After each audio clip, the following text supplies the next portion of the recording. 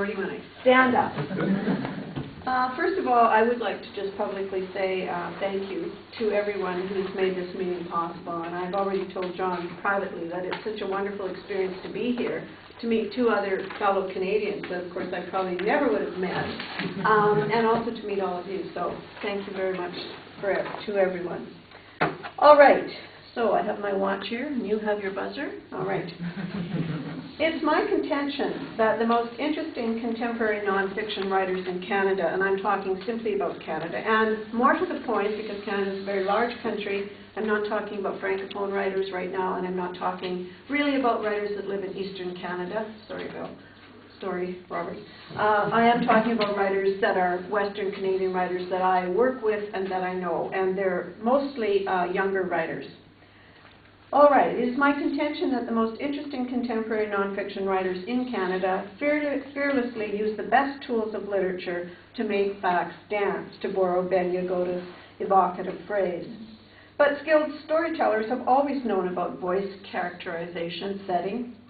Look at Rebecca West, Jack London, Martha Gellhorn, Piers Paul Reed, John Krakauer. True.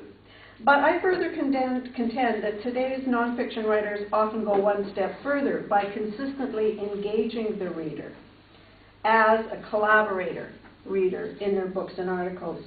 They alert the reader to their own research and writing challenges, and they even seek the audience's indulgence with their solutions to an uncertain narrative.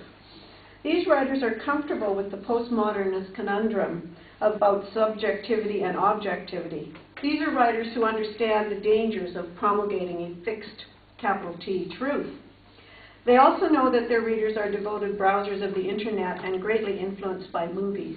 So they deploy things like discontinuous narrative and multiple points of view. Sounds like literary journalism, doesn't it? Many of them draw on their roots as hard news reporters and yet have learned how to tell true stories that use the techniques of the dramatist or the novelist. I would say that today's award-winning nonfiction writers in Canada have absorbed a real variety of influences. There's the literary journalism of George Orwell and his British inheritors. There's the American new journalism of the 1960s.